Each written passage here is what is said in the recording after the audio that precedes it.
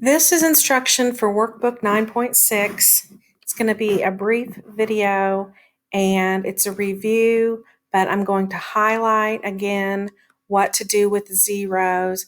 That is what your workbook page is focusing on.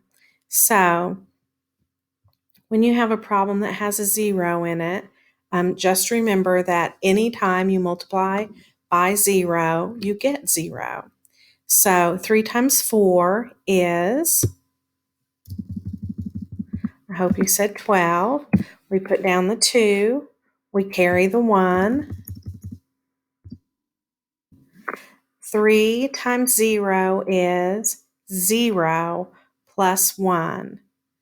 We put the 1 in here. The most common mistake that I see with fourth graders is that you would say 3 times 0 is 3 plus 1 is 4. So just always bear in mind when you multiply by 0, you get 0.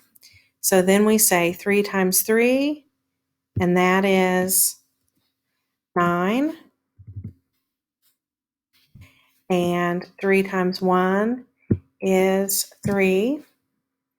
And then we put in our comma last. So your total answer is 3,912. All right, here we have 4,002 times 4. We always start in the ones column. 4 times 2 is 8. And 4 times 0 is 0.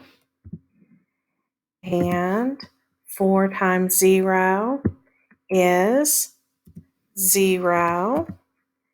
And 4 times 4 is 16.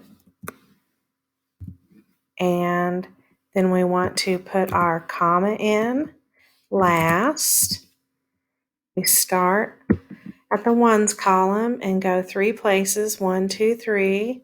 And so our comma goes right there. 16,008. For our final problem we're going to do together, it's a money problem.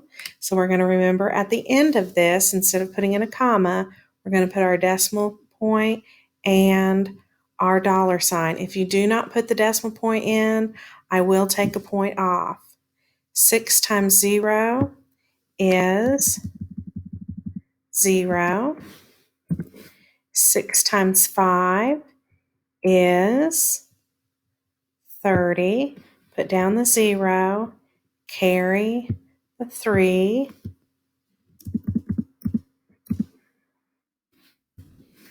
6 times 3 is 18, plus 3 is 21. Put down the 1, carry the 2. 6 times 5 is 30, plus 2 is 32. I'm going to get all these numbers connected here. And then I'm finally going to say, okay, where does my decimal point go? Well, the decimal point goes right here between the dollars and the cents. We always have 2 places for cents. So that's where the decimal point goes. We'll put our dollar sign in the front. I will not take off a point if you don't put the dollar sign in. However, you have to have the decimal point in there. So be sure that you put it in between the dollars and the cents. And on the cents, we always have 2 places.